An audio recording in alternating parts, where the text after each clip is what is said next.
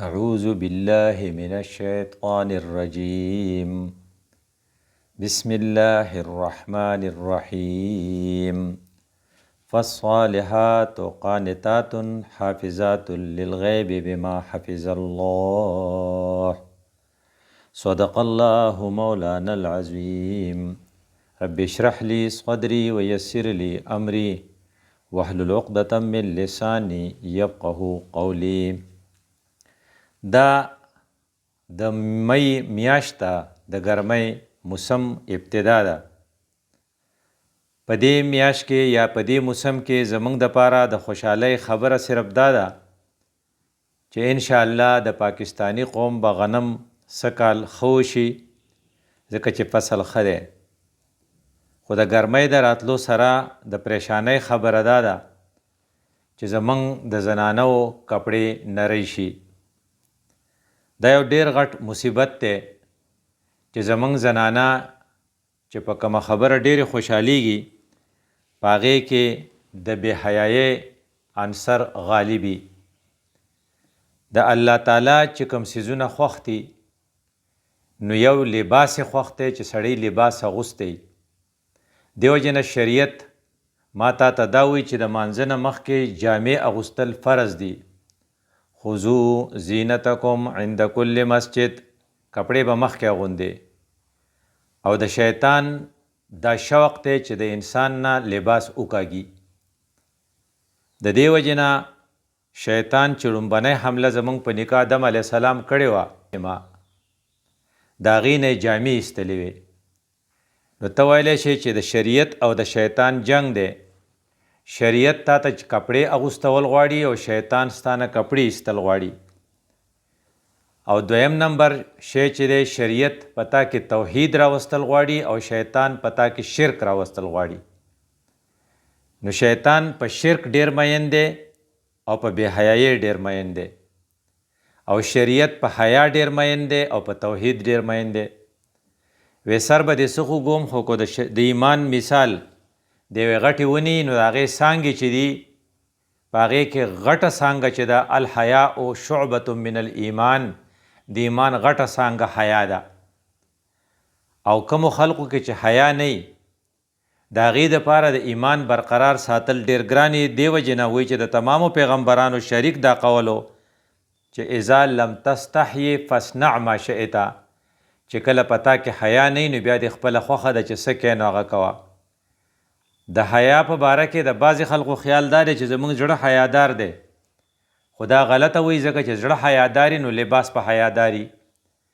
یو سړی داسې وایي تا ته چې حیا د زړه ده، خو داسې نه وایي چې لوږه د زړه ده، داسې نه وایي چې تنده د زړه ده، او داسې نه وایي چې واړه بول کول د زړه د هغې له خو ځي، کنې بیا مه کوه واړه بول که نه.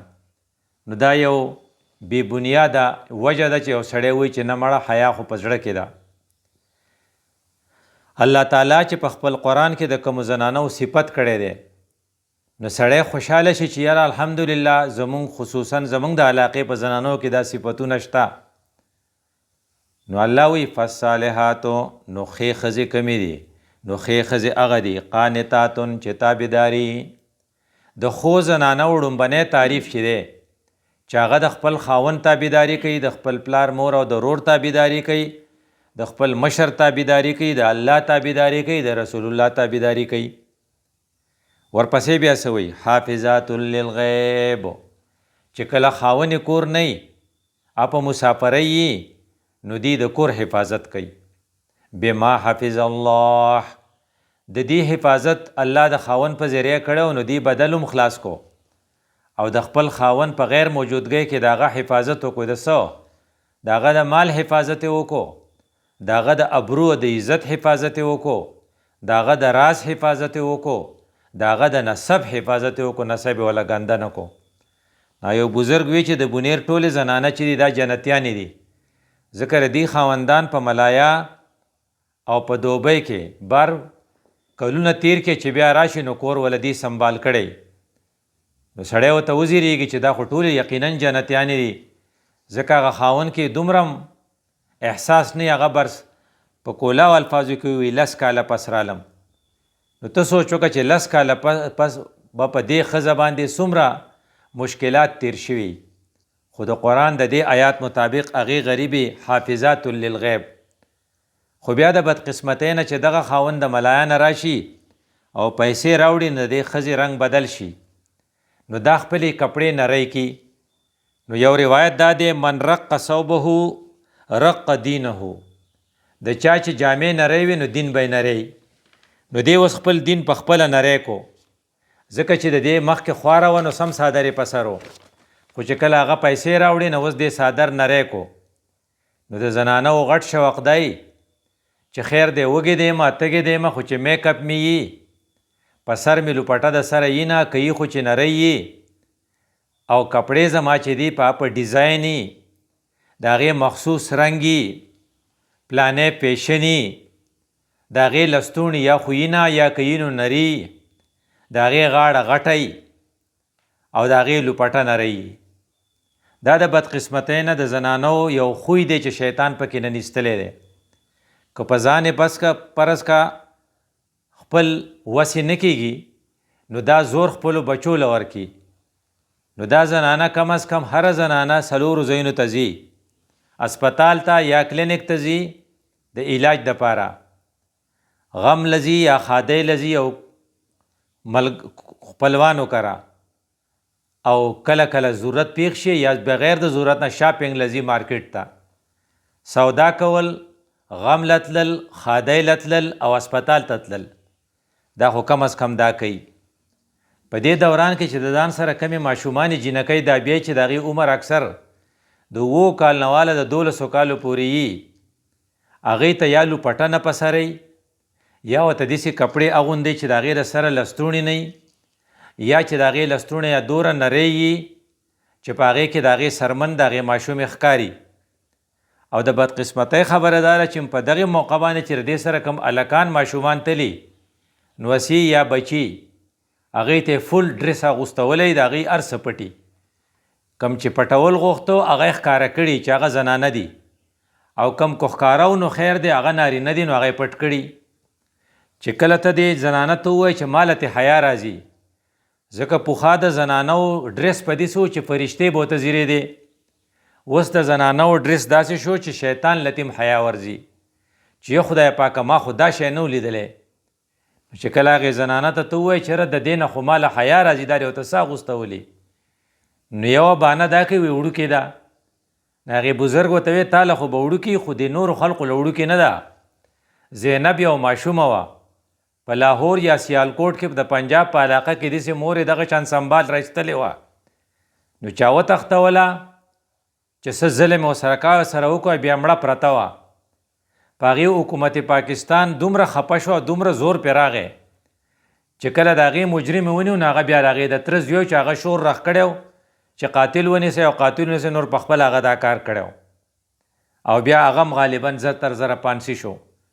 زینب ایلرټ دا د پاکستان یو خاص ټرمینالوجي جوړه شوه، او خو لیکن په دې کې بنیادی وجه د زینب د مور اپلار زینب بې پردې بند ټن کر سنوار کر ایستلو، چې هغې د وجې نه هغې ته نور خو څه کې خو د خپل تره زوی یا خپل رشته دار مایله شو. په مشرانو زنانو کې چې په پاکستان کې اوس کمې زنانه د خپل بدعملۍ شکار شوي د هغې نور مقدم و. دا نور مقدم د یو خاص اوچت کلاس یوه بچی وه او دې سبق ویلی و، خو دې د پردې خیال نه ساتو والحافظاتو، او دې حیا نه لرله، د هغې د وجې نه د یو هلک په لاس ورله او د اسلام آباد په یو فلیټ کې نور خو څه کې خو آخر کې ووجله، وجل خو څه کې خو سر یې پرې کړی، بیا یې سر بار په پوړو کې پروت و، قاتل یې تر اوسه پورې په جیل کې دی، کیس یې لا چلیږي. د نور مقدم سره چې دا چلو شو، د زینب سره چې وشو، دا صرف د دې وجې نه وشو چې دې د پردې خیال نه و ساتلی. که نور مقدم په بولقه کې ګرځېدلی وی او زینب یې داسې نه وی سنبال کړی او بې حیایي لباس یې ورته نه وی اغوستولی، نو بیا به دا واقعات نه شوي. د ټول نه خطرناکه خبره چې رسول الله صلی الله علیه وسلم کړې وه او هغې سړی چې واوري په سړي غونې زیګ زیګ شي، نو هغه دا وه چې کومې زنانه و د خپلو خاوندانو په غیر موجودګۍ کې د کور حفاظت کړی و، عزت یې وله بچ کړی و، کور یې وله بچ کړی و. خو چې خاوند پیسې راوړې نو د دې رخ چې بدل شو نو دې هغه پکچر اختیار کو کوم چې رسول الله صلی الله علیه وسلم پیشنګویي کړې وه. د حدیث الفاظ دا دي چې یو دوه ګروه داسې دي، دا د نن نه 1400 کاله مخکې د الله رسول ویلي وو. دوه ډلې داسې دي چې ما لا لیدلي نه دي د الله رسول وایي. یو په هغې کې هغه دي دا دوزخیان دي، دا د دوزخیانو دوه ډلې دي. یو په هغې کې هغه دي چې د هغې په لاس کې به لوړي او خلق به پې وخي که اذناب البقر، داسې لوړې به یې ورسره او داسې لختې به یې ورسره لکه څنګه چې د غوا لکۍ یي، په دې به خلق وخي. اوس زموږ د پولیسو لاټي چارج ته چې ګورې نو هغه شان ښکاري، یا چې کله اتارټیز په جلوسه په جلسه راودانګي نو هغه شان ښکاري. او پرون چې په کرغستان کې کوم واقعه شوې ده او د انډیا او د پاکستان طالب علمان وخلی دي، نو هغه کسان هم چې کله اسټلو ته ننوتي دي د کرغستان هغه لوکل خلق ناغیم لوړې راغستې دي، چېرته کرسۍ ماتې کړي، ډنډه یې راغستې ده او هغه خلق یې پې والی دی، څوک پکې شهیدان شو او د خوف او د حراس یو ماحول دی. دا خبره د الله رسول ډېره پوخا کړې چې داسې به وي. خو د زنانو په حواله چې بله خبره کړې وه نو ته به حیران شې چې د الله د رسول د الفاظ څومره د حکمت نه ډک دي. نساء داسې ښځې به وي، الله رسول یې ما لیدلې نه دي خو په فیوچر کې به راځي، نه په 2024 کې به وي. کاسیاتن جامې به یې اغوستي، عاریاتن بیا به بربنډي. د الله د رسول د الفاظو ته وګوره او د موجوده ماحول ته وګوره. که فرض که د بدقسمتۍ نه شادي حال کې زنانه هم راغلې وې، په یو طرف زنانه بل طرف ته نارینه وې، نو د زنانو اکثریت بلکې د 100% زنانو لوپټه په سر نه وي، د هغې ګریوان غټي، د هغې لستوڼي یا خو یي نه که یي نو هغه نري، نو پکې ټوله ښکاري. وایي زنانه ځان لري او نارینه ځان لري.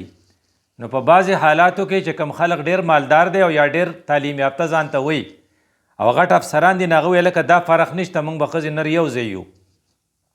خو که فرض که جدای نو د هغې زنانو سروس چې کوي نو هغه نارینه یي، هغه ورته ګوري او دا څوکي کاسیاتن عاریاتن، اومې جامې اغوستي هم پکې بربنډي. د الله رسول بیا وایي ممیلاتن، د دې ښځو غټ شوق دی چې موږ ته چا فکر شوی، ځان ته خلق مایله کوي، خوشبویي داسې لګوي چې خلق ورته مایله شي، ساړی داسې جوړوي چې خلق ورته رنګ یې داسې انتخاب کړی، غاړه یې دومره غټی، لوپټی په سر نه میک اپ یې کړی او د میک اپ دومره قیمت کوي چې مونځ پسې ځکه قضا کوي چې بیا میک اپ خرابیږي، بلکې د دې تاثر نه یا د دې شوق نه د مصر علما چې هغوی تجدد پسند دي یا په دین کې تبدیلی راوستل، هغوی ته څه ګناه نه ښکاري. هغوی دا فیصله کړې ده چې کومه زنانه په هغې غسل واجب شي، غسل فرض شي، که فرض که هغه لامبي نو بیا یې ویښته خرابیږي، نو خیر دی څنګه چې په اودس کې په سر مسه جایز ده، داسې په غسل کې هم د سر مسه پوره ده. دا اوس نوې د هغې یو فتوه جاري کړې ده، ځکه څنګه چې عربو نور خراب شو داسې په دیني لحاظ سره د هغو فتوې هم خرابې شوې. ولې د دې میک اپ خرابیږي. دا چې بیوټي پارلر ته لاړه شي او دا میک اپ وکړي او ته وایي چې اوس اودس وکړه، په اوداسه کې د هغې د سترګو رانجه او د هغې لپسټک، وایي د ټول نه خطرناکه خبره زنانو دپاره دا ده چې اودس یې په اودس نه وي. ولې وایي په اوداسه کې به هر ځای ته اوبه رسئ، دې چې کوم نیل پالش لګولي په نوکونو هغې ته اوبه نه رسي، او دې چې په شونډو کوم لپسټک لګولي هغې ته اوبه نه رسي، او لکه دا ناروا وکړه چې د سر میک اپ پې خرابیږي نو یې به مس هم مه کوه او یې به مخ هم مینځه. نو ته ویلی شي چې یا خو مونځ نه کوي، که مونځ کوي نو بیا اودسه به یې کوي او بیا اودسه مونځ نه کېږي. نو د الله رسول چې کوم دغه خو ولي و ډیفینیشن کې 4 خبرې هغه زموږ په دې زنانو کې موجودې دي. یو طرف ته قرآن کې چې د زنانو کوم صفت یې کړی نو موږ خوشحاله شو چې شکر دی زموږ د زنانو اکثریت کورونه بچ ساتي. خو چې بل طرف ته دې ته وکتل نو زموږ اکثر زنانه په دې کې انوال دي. نو هغه 4 صفت یې و، کاسیاتن جامې اغوستي، عاریاتن بیا هم بربنډي، دا د الله د رسول الفاظ دي. او اوسنۍ ډریس ته چې ته وګورې ته وایي چې خو بلکل ټیکې ویلي وو. ورپسې څه وایي ممیلاتن، داسې پیکړې او داسې پنجې به داسې شړنګ د سینډل نه وباسي چې د چا ورته فکر نه وي چې فکر یې شي ورته مایلاتن او ټوله توجه په پردي نامحرمو باندې، دا 4 صفتونه پکې. نو آخري الفاظ ډېر خطرناک دي، په سړي غونې زیګ زیګ کی لا يدخلن الجنة، دا زنانه به جنت ته چرته لاړې نشي. ولا یجدن ریحها، او دی به چرته د جنت خوشبویي م رانه کاږي. د جنت خوشبویي د ډېرې زیر نه سمیل لازي، هغه خوشبویي د هغه ډېر خوشګواری. خو د دې زنانو نه الله دومره خفه دی چې دی چونکې دا څه کار کړی دی، کپړې یې اغوستې دي خو دومره نری دي چې دی پکې ښکاري، او دی ټوله توجه دا ده چې ما ته د خلقو فکر شوی، او په خپل هم خلقو ته فکر کوي. دا 4 خبرې چې په چا کې رالې، لا يدخلن الجنة، دی جنت ته نشي تللی. ولا یجدن ریحها، او د جنت خوشبویي پې مرام ده. د دې نه بله غټه بدقسمتي شته، دا کم میک اپ چې دا کوي او دا کم شو چې دا کوي، دا په پخوانی زمانه کې شینوګۍ ډمې هم کړی و، او دا په پخوانی زمانه کې باچا زرین جان سندرغاړي هم کړي و. خو 7 کاله اوس ختم شو. باچا زرین جان چې کله په د پیښور په ډبګرۍ کې کورو او بیا بوډۍ شوه، نه یې سندرې ته چا غوږ کېښودو، نو نه چا وله څه خیراتي شی ورکاو، نو لوږې تندې پې تېرېدې. نو د 10 کالو دپاره دومره په ځان باندې نقصان کول. او بل حدیث ته دی نه ډېر زیات خطرناک دی، په سړي غونې زیګ زیګ کی، خو چونکې حدیث دی نو ته ته انکار نشي کولی. د الله رسول ویلي، راوي عبدالله ابن عباس رضی الله عنه دی. دا راوي چې دی ډېر مضبوط دی، دا د رسول الله د تره زوی دی. او بیا دا چې کوم کتاب راغستی د هغې نه کنز الاعمال نوم دی. نو د حدیث الفاظو ته غوږ کېدی. من 99 امرأة واحدة فی الجنة، په 99 ښځو کې به صرف یوه ښځه جنت ته ځي. وبقیتهن فی النار، دا باقي 98 کسانې به ټولې دوزخ ته ځي. دا زه نه وایم، دا ته نه وایې، دا مولوي صاحب نه وایي، دا د الله رسول ویلی دی. د دې روایت چې چا کړی دی مضبوط راوي دی عبدالله ابن عباس. وی دا په دې ښځو کې څه چل دی؟ وی دغه کاسیات عاریات ممیلات مایلات، او د الله بې حیایي ډېره زیاته بدي شي. د الله حیا دومره خوښه ده چې په قرآن کې الله تعالی د ښځې نوم نه دی اخستی، ځکه زنانه چې ده هغه الله پټه ساتل غواړي. نو کوم الله چې د زنانه نوم په قرآن کې نالي، ګوره کوم ځای کې چې د ښځو ذکر راغلی، نو امرأة فرعون، د فرعون ښځه، نو ولې آسیه یې نشو ویلی؟ نو امرأة العزیز، د ګورنر صاحب ښځه، نو داسې یې نشو ویلی چې زلیخه. نو امرأة نوح، د نوح ښځه. نو امرأة لوط، د لوط ښځه. یو ځای کې چې ډېر ضروري و د هغې نه بغیر نه کېدو، هغه مریم وه. د مریم نوم په قرآن کې ځکه دی چې خلقو وی چې عیسی د الله زوی دی، نو الله وی چې نه، ابن مریم دی، د مریم بچی دی. نو په دغه ځای کې د هغې نوم اخیستل ضروري و، ځکه عیسی علیه السلام واحد شخصیت دی چې بغیر د پلار نه پیدا شوی دی. نو د پلار نوم یې نشو راتلی، نو د مور نوم یې وله واغست. نو وی کوم الله چې د په قرآن کې د زنانه نوم اخیستل مناسب نه ګڼي، او د هغې دپاره بل هغه دغه و یا کنیت د هغې دپاره استعمالی، هغه بله رشتې والا نوم وله استعمالی، نو هغه الله به د ښځې بې حیایي څه برداشت کړي. وایي د ښځو په کمزورو کې غټه کمزوري دا ده چې دی یو طرف ته د شرک ارتکاب کوي، او د شرک ارتکاب دا دی چې دی په کوډو په منترو ډېر یقین ساتي. نو اکثر زنانه چې هغه طبیعت خراب شي، نابله وتوی خورې چا د باندې څه کړي دي، نو یو تعویزګر په هر کلي کې یا په هر علاقه کې مشهور شوی، نو خلق وایي یاره دمې او تعویز یې اقا ټقي. نو چې کله دا هغې ځای ته لاړه شي، نو هغه وایي او چا د باندې څه کړي دي. دې ته عاملین وایي. دا عاملین په حقیقت کې د خلقو د ایمان دکانداران دي، او دی دا عقیده ده چې خدایي د یو خدای سره نه ده، نعوذ بالله. یو هغه خدای دی چې اذان له کار کوي، بل هغه خدای دی چې هغه د جادو کارونه کوي، اسیبو، تعویزونه، کوډې او منترې.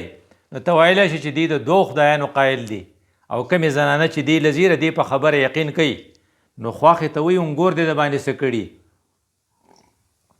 انګور ته وایي خواښې د باندې څه کړي، یور ته وایي یور دی د باندې څه کړي، او سم کورونه وران کي، د هغې په باره کې بدګماني پیدا کي، دشمني جوړه شي. نو د زنانو یو غټ غیبت، یو بې حیایي شوه، او دویمه کمزوري دا وه چې دی اکثر په تعویزونو، په دمونو پای پسې ګرځي. او کومه زنانه چې په دې پسې ګرځېده شروع کړل، نو ته ویلی شي چې دا زنانه د خپل ایمان نه ملا سینځي، او دا چرته رغېږي نه. یوه خپه به یې په بټخیلی، نو بله خپه به یې په دیوانه بابی، نو بله خپه به یې بیا په ایثار بابی، ټول کور ته تباه شي. وی الله د زنانه نه ګیله کوي، یا ابن آدم کم تتزین للناس، تر څو پورې به ځان خلقو دپاره ښکلی کې میک اپ پکې چې خلق مې ټوله ورځ عین ته ولاړې، که نارینه یې که زنانه یې، خو ټوله ورځ ځان سنبالی چې خلق مې رمی صفت وکړي او سټایل مې ښیي او ویښته مې ښیي او وسکټ مې ښیي او ټایي مې ښیي او دوشاله مې ښیي او ډرس مې ښیي، ساړی مې ښیي. فهل تزینت لاجلي، ما دپاره خو ځان هم چېرته سنبال که نه پیدا کړی خو ما یې. وایي تاله چې ما دا کم بچی در کړی او د ده ته واده یي او په دې واده کې ته بې حیایي خورې، نو ته په حقیقت کې خدای پاک ته وایې چې خدای تا خو به ما رحم کړی دی، خو ما به م ویني چې زه ستا سره څه سلوک کوم. زه د هر چا خیال ساتم چې څوک خفه نه شي په دې واده کې، خو صرف ستا خیال نه ساتم، تا به خفه کوم. خدای پاکه زه به تا ته چل خیم، تا ولې په ما دا فضل کو؟ په حقیقت کې یو قسم لدا وي. وی الله څه غواړي چې ما دپاره ځان څنګه سنبال کا؟ وی الله وایي چې که ته زنانه یې که نارینه یې، خو چې ته پاک دامنه یې ما ته سنبالې، چې ستا په سترګو کې رانجه نه، ستا په سترګو کې چې د حیا رانجه او ستا په سر باندې ټیکې نه چې تا پې دړی اچولي، ستا د سر د پاسه چې د تهجدو د سجدې نښی، او ستا په لاس کې بنګړي نه، دا ما ته قیمتي نه دي. ستا په لاس کې چې انفاق جذبوي چې ته په دې لاس چڼې له او مزدور له او غریب له روټۍ پخه کې او هغه له ورکې او هغه یې په جومات کې او په حجره کې وخوري او تا ته دوا وکړي، ستا دا لاس قیمتي دی، ستا بنګړي والا لاس قیمتي نه دی. او ستا دپاره په سر باندې د ایمان لوپټه پکار ده او ستا په خپو کې د حیا چال پکار دی، تمشي علی استحیا. نو الله تعالی وایي ما دپاره خو هم ځان چېرته سنبال که که نه. وایي دوه قسمه ښځې جنت ته نشي تللی، یو هغه ښځه چې خاوند نه هېڅ په بیسه باندې طلاق غواړي، وایي ما پرېږده، او بله هغه ښځه چې هغه کپړې اغوندي او د کپړو باوجود بیا هغه بربنډی. وایي ته وایې چې فرقواریت غټه فتنه ده، قادیانیت غټه فتنه ده. وایي زه راته دوه فتنې نورې ښیم، مخلوط مجالس چې ښځې نر پکې ګډوډ یو ځای وي، که هغه واده او که هغه شادي حالي او که هغه د غم یو مجلسي، خو چې کله ښځې نر یو ځای شي، او که هغه د په سیاسي پارټۍ جلسه وي خو چې په هغې کې ښځې نر یو ځای، دې ته مخلوط مجالس وایي. او دویم نمبر شی چې په هغې کې یي هغه دا ده چې دا خلق چې دي ازادي نسوان، میری جسم میری مرضی، چې کله ښځه خپله مرضي کوي نو بیا هغه به یا به یې لاش راوړي او یا به یې چا ټوکړي ټوکړي کړي. موږ داسې زنانه لیدلي دي چې هغه د ازادي نسوان قایلې وې لکه نور مقدم، نو د هغې څه انجام شو؟ سر یې ترې پرې کړی و، د ځان سره یې بد وکړل. د دې وجې نه وایي چې ته به کوشش کې چې ځان د بې حیایۍ نه وساتې. هر هغه خبرې چې هغه په زنانو کې دي او د زنانو د هغې د وجې نه رسول الله صلی الله علیه وسلم ځای په ځای ووي چې دا زنانه چې دي د دې اکثریت دوزخ ته ځي، نو په هغې کې یوه خبره موږ بې حیایي ووي، او بله خبره چې د دې بې حیایۍ حضرت عایشه رضی الله تعالی عنها دومره خلاف وه چې د هغې ورېره وه عبدالرحمن رضی الله عنه د حضرت ابوبکر صدیق صاحب زوی و، د حضرت عایشې ورور و، د هغې لور وه، د هغې کر راله الوپټی نری وه، عایشې ترې واغسته، هغې ترې څیرې کړه او ډبله لوپټی والا په سر واچوله. د کومو زنانو چې په سر باندې لوپټه مضبوطه وي، کمې زنانه چې د برقې پابندي کوي، د هغه الله تعالی د نور مقدم د انجام نم ساتي او د زینب الټ د انجام نم ساتي. د دې وجې نه یو مختلف قسم له کمزورۍ دي په زنانو کې. یوه کمزوري دا ده چې د دې بې حیایي خوښوي، نو که دې حیا طرف ته مایله شي نو الله تعالی به یې د هغې لیست نه وکاږي، هغې 98 کسانو نه چې به دوزخ ته ځي، الله به یې جنت ته بوځي، ځکه په دې کې همدردي ډېری، په دې کې وفا ډېری، په دې کې خدمت ډېري. ناقص العقل ورته وایي چې د دې عقل کم دی، ځکه جذبات غالبي او په نه خبره باندې چې دی خفه شي، نو خاوند ته وایي ما پرېږده. د خاوند په باره کې په دې کور کې ما څه خوشحالي ونه لیده، نو لعنت ډېر وایي او خیرې ډېرې کوي، خدای دې سټکوری کا، خدای دې تنکۍ ورنال کا. دا الفاظ د نارینهو د خولې نه ډېر کم وځي، دا د زنانو په خوله باندې ډېر زیاتي او دا د سپیرتوب نښه ده. دې وجې نه الله د دې دا کمزوري ورته معلومه وه، نو زنانو له د طلاقو اختیار ورنکو. کو فرض که څنګه چې نارینه سړی خپله ښځه طلاقولی شي، داسې زنانه هم خپل خاوند طلاقولی شوی، نو هره ورځ به زنانه 10 طلاقونه ورکول، ځکه په دې باندې جذبات غالبي دي، ډېرې قابلې دی په ټیسټ کې فسټ راځي. په میډیکل کالج کې اکثر جنکۍ ډېرې نمبر علي، خدا ده چې عقل یې کمزوری، جذبات په غالب وي، د هغې د وجې نه دی په بد حل باندې اکثر منځونه د دې نه یا خو قضا کیږي، ځکه په غمه په ښادۍ کې منځ قضا کول دې ته د چپ لاس کار ښکاري. ډېرې زنانه داسې چې هغه د خاوند د کور نه د پلار کره لاړې شي نو هغه د خپل حق ګڼي چې مونږ به مونځ نه کوو، او که مونځ کوي نو اکثر بیا اودسه ځکه کوي چې دې ته د غسل او د اوداسه مسایل معلوم نه وي.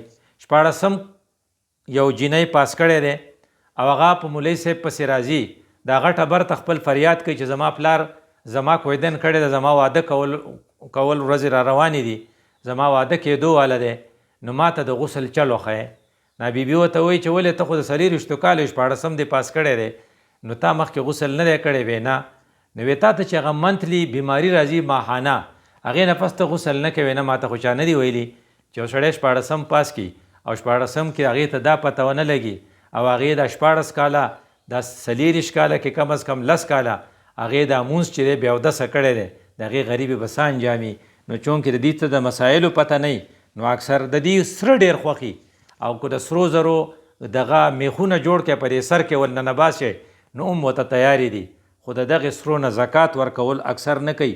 او بله غټه کمزوري دی چې سنت کار ورته سپک ښکاري، د سنتو استخفاف، کم کار چې په سنت طریقه یي، که هغه ماشوم سنتولی، که هغه د عقیقې هغه پروګرام کولی، دا به کوشش کوي چې دا د سنت خلاف شي. اکثر زنانه چې دي د هغې خپل نوکونه دومره اوږده کړي چې سړي ته حیا ورشي چې خدای په دې نوکونو باندې چې دا وړه هغږي نو د دې نوکونو څومره خیرې به د هغې وړو سره دغه شوي. نو که مور ته ووایي چې د دې دا نوکونه ولې دومره غټ دي، نو هغه وایي ما ورته څو پیرې ووایي خو دا نه کوي او هغې ته پې ځان ښه ښکاري. دا ولې؟ دا د پیغمبر طریقو ته سپک ګوري. او بله خبره کمزوري دا ده چې دی د حلالو اهتمام کم کوي. کمې ښځې چې واده شوي په خپلو خاوندانو زوروري، هغوی ماله به یې را پیدا کوي هر ځای نه چې را پیدا کړي، نه که دی انډر پلی کوي او که دی رسود کاروبار کوي، که دی رشوت علي او که دی غلا کوي، نو دا زنانه پې پردې راچي خو هغه مال استعمالوي، د حلال او د حرام فرق نه کوي. دا یو څورې کمزورۍ دي چې د دې وجې نه د الله رسول ویلي هغه الفاظ زه بیا وایم ډېر خطرناک دي. الله دې زموږ ټولې زنانه سره زموږ نه بچ کړي. من 99 امرأة، په 99 ښځو کې واحدة فی الجنة، صرف یوه ښځه به جنت ته ځي، وبقیتهن فی النار، او باقي به ټولې دوزخ ته ځي. دې ته آی اوپنر وایي. او بیا هغه زنانه چې په هغې کې دا 4 صفتونه د الله رسول ویلي او هغه څه دی؟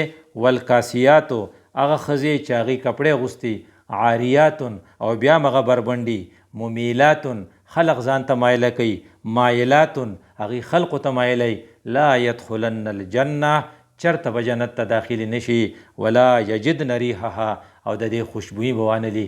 دا د ګرمۍ موسم زموږ دپاره په دې لحاظ سره خطرناک دی، په دې کې ودونه هم ډېر دي چې زنانه به زموږ بې پردې کېږي او د دې بې پردګۍ انجام چې دی هغه د جنت نه محرومه کېده دي.